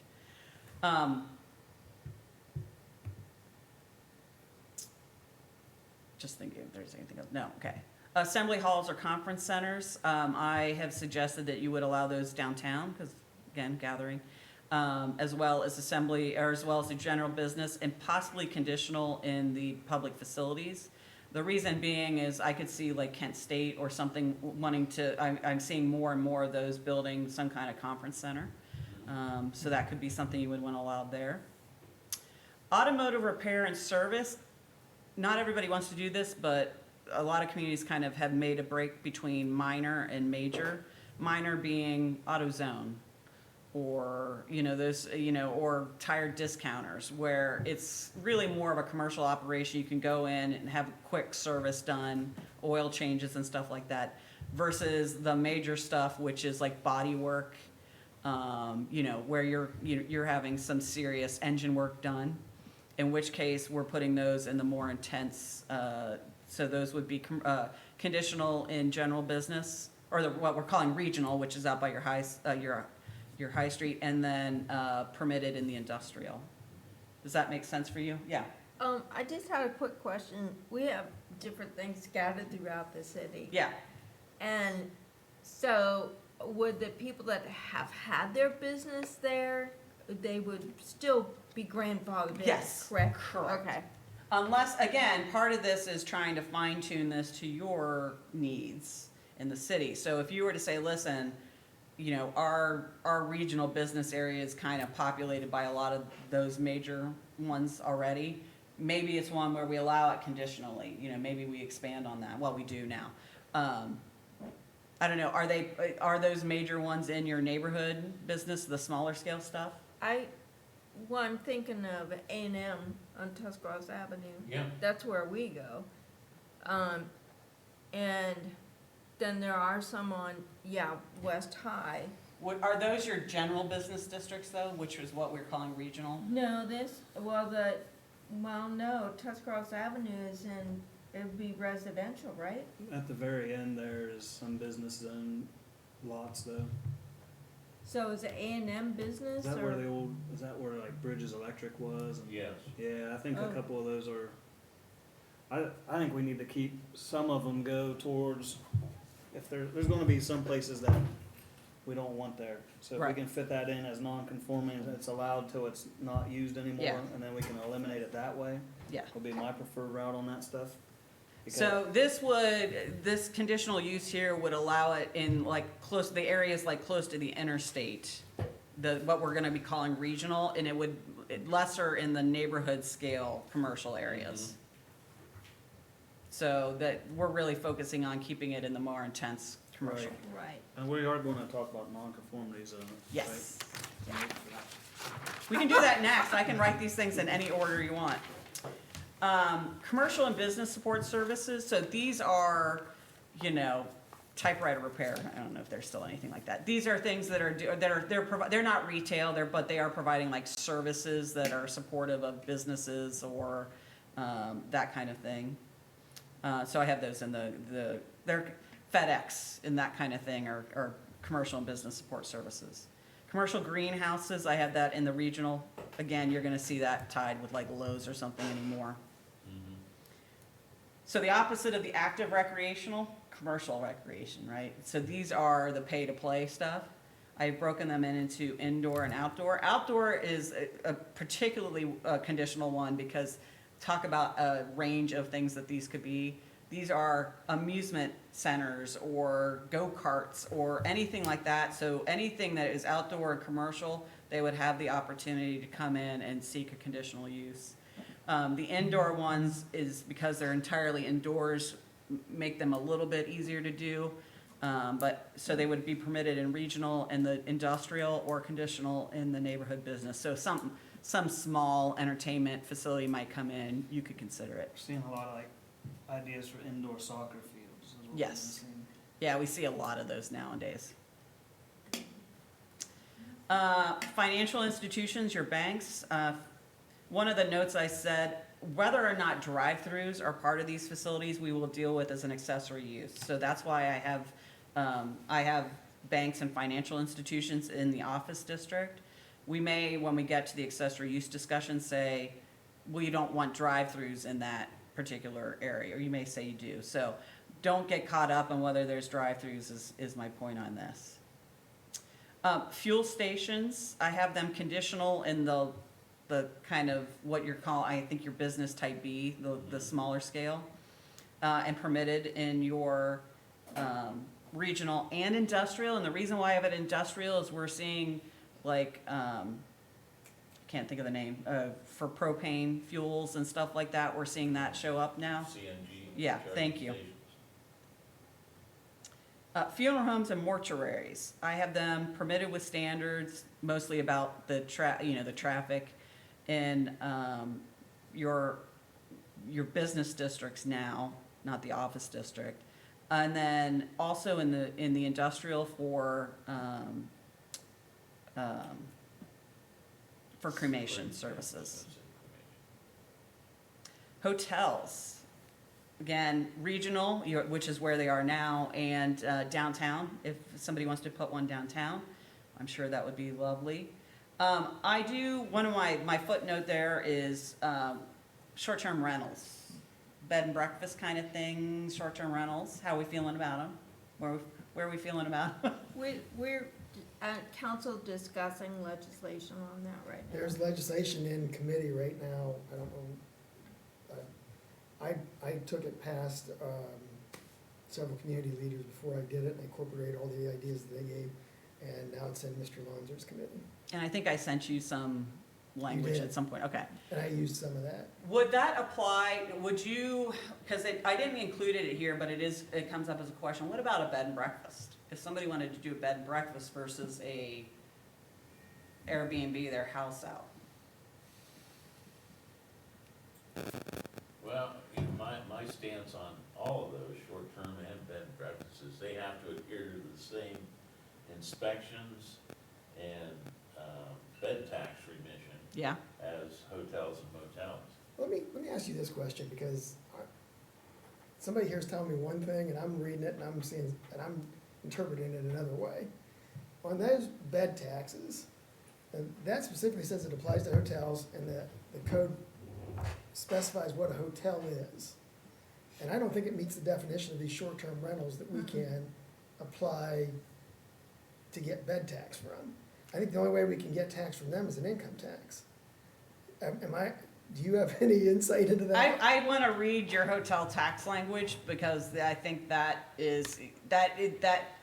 may be a situation where it was written at a time that nobody was thinking short-term rentals.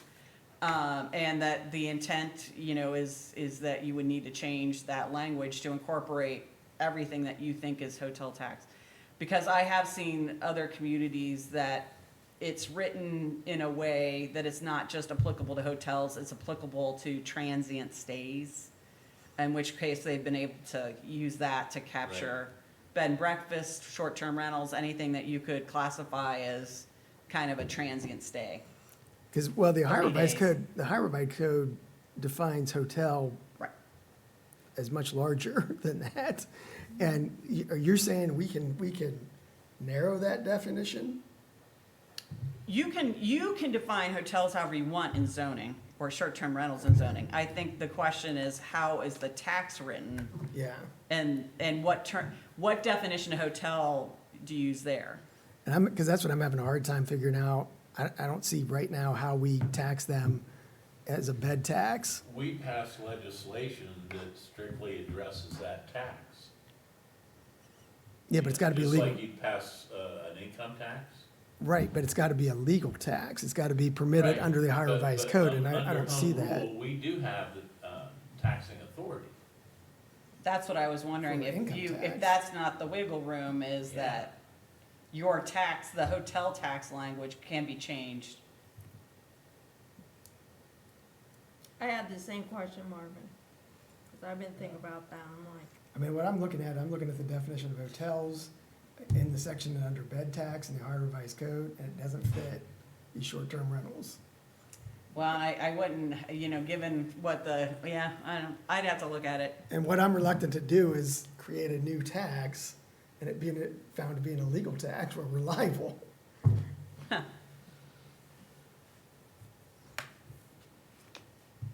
That's what my concern is. Are there other areas that are taxing them right now, or is it all up in the air?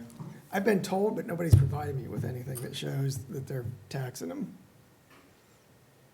That's kinda. So like I mean, I haven't been involved in this, but Knox County is going after their short-term rentals in all the villages, like it's not city-driven, but they're going after short-term rentals for a bed tax. I don't know how they're doing, it came up as a discussion point with the short-term rental discussion, and they said that the county has been trying to actively go after them. And it's not easy to find that stuff, because it's different every single place. Yes. I mean, there's no uniform. So But the, I would look at the home rule angle. so the bed tax is actually the short-term rental owner passes that on to the people that's renting the room. Usually, yeah. But then the owner of the short-term rental has to file an income tax, and they would be taxed that way. Yeah, they'd be taxing Right? income tax for sure. Yeah, they're definitely taxing the Well, income tax. we're talking about two different. Two Two different different taxes. taxes, Yeah, two different You've got revenues. income and you've got And hotel or the transient. bed tax, The right. bed tax, right. Yeah. Well, I guess, away from the tax discussion, is there anything that we need to do, or I need to do, maybe if you pass along that short-term rental, is there anything I need to do to incorporate any reference in the planning and zoning code, or are you basically saying you're allowed to have them and here's the rules for them, in which case, Kinda waiting to see what council does with what I gave them. I'm gonna make a note. So Check it with would Marvin. be standalone, What's that? the short-term rentals, and that would be standalone, like we went with the adult entertainment, wireless communication, it would be addressed through ordinance. If we're going for just as plain and simple as, are they allowed in R2s or R3s, I mean, So that's my question. So there's two components to short-term rentals. There's most short-term rental regulations. There's a lot of times an operational bit that may or may not be embedded in zoning. And then there's the question of, is there any tie to zoning? So if you say, listen, we're allowing them wherever there's a residential unit, then we don't necessarily have to address it in this. If you're saying we only allow it in certain districts or certain ties to districts, we might reference it here and say they're subject to operational standards in such and such ordinance. we don't have that ordinance out yet, but I would think, knowing this community, having it just permitted as compared to having it as a conditional or designed with standards Yeah. would probably be what they would go for, because that's another thing that's, it's popping up in neighborhoods, and someone doesn't want somebody to buy 6 lots in a row and turn them all into Airbnbs, and then that just ruins that neighborhood type deal. Or rentals. But we don't have any language. Well, one of the things we can do is, this is one where, again, we're still in a process, so we can kind of wait and see how that progresses through city council and then figure out how best to address it in the planning and zoning code. I know the numbers are growing in this town. I know there's a couple new ones this year. Dixon's old house on Fair and Fourth Drive is one I've heard, and there was another one that surprised me. Square Avenue, Oh, yeah? Right at the park? right, park.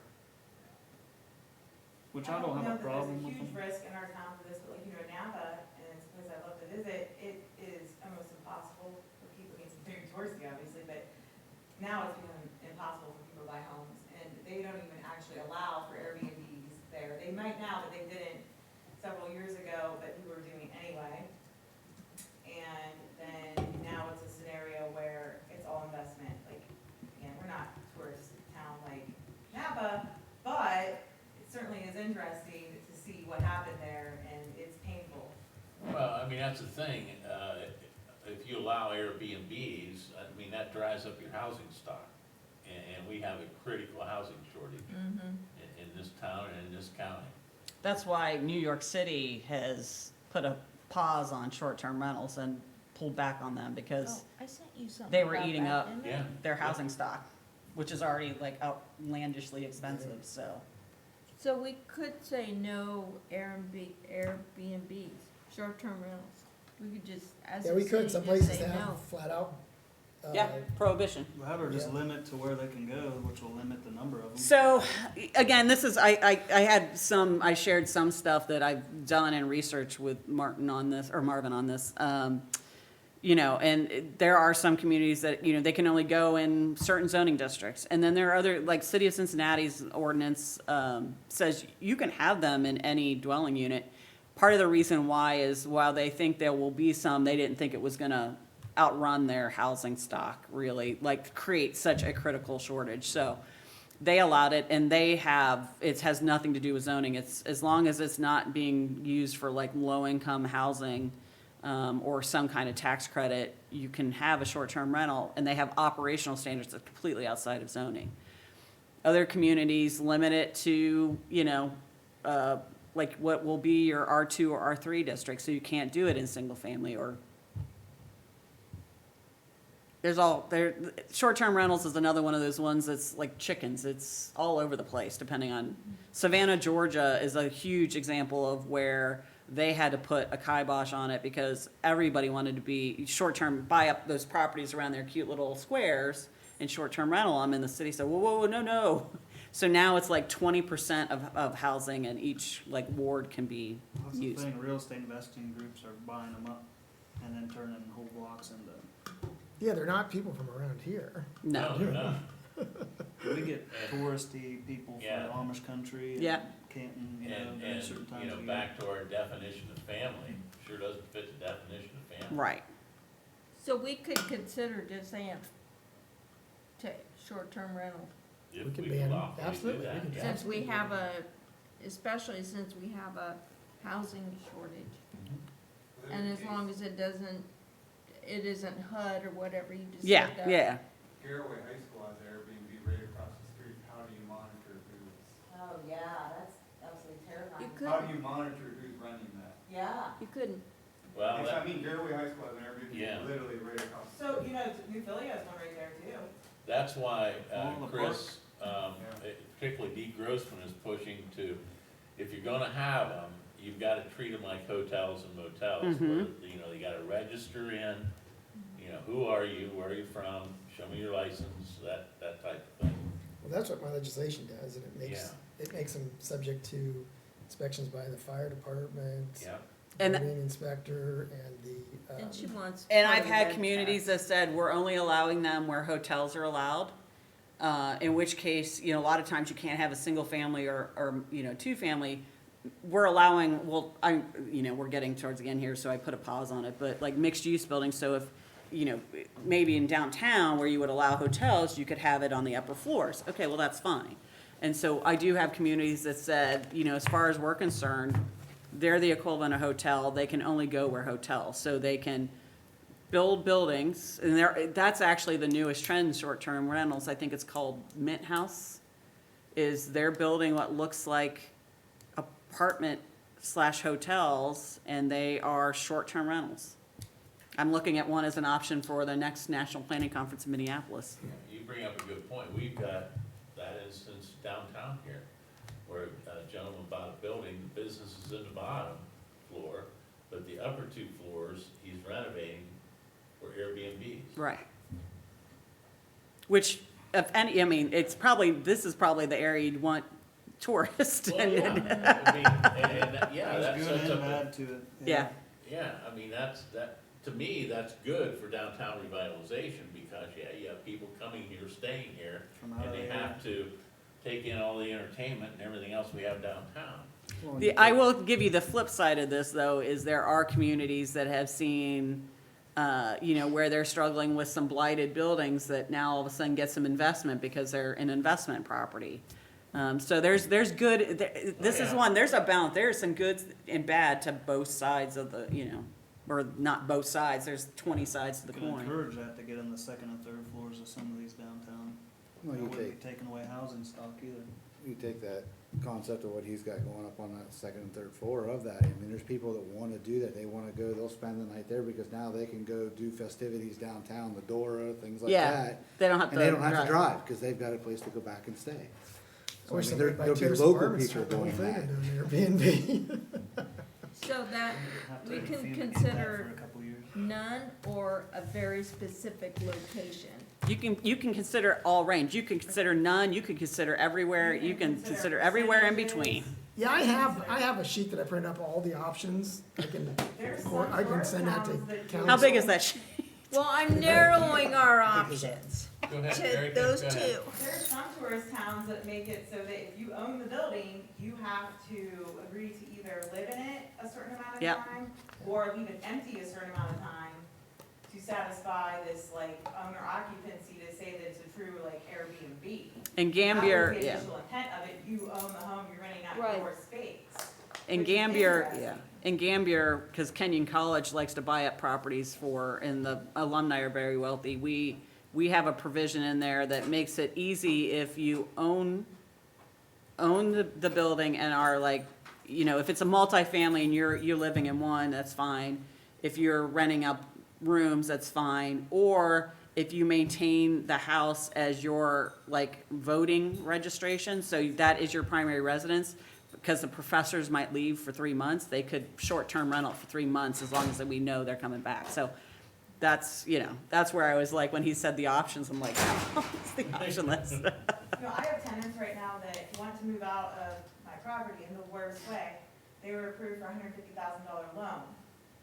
They cannot afford to move out of the property because I've not raised their rent, and I'm not going to because I believe in what I believe in the agreement that we have and what I'm doing, I'm comfortable with. But I'm looking at that and I'm like, okay, it's a young couple, they have a young child, they both work full-time, and there is nowhere.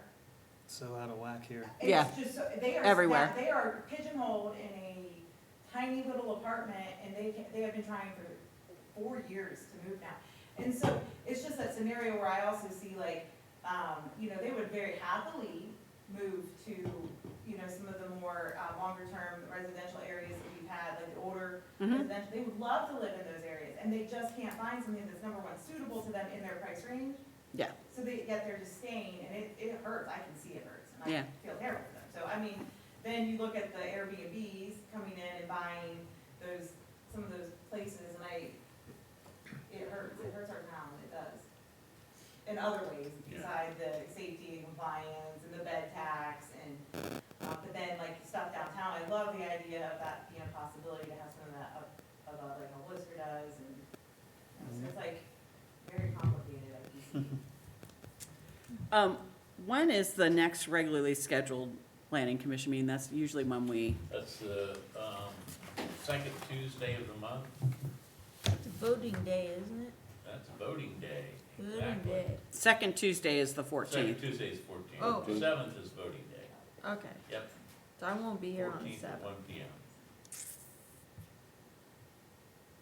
All right, I will touch back with you about some other potential dates. Maybe we'll do a Zoom Yeah. one.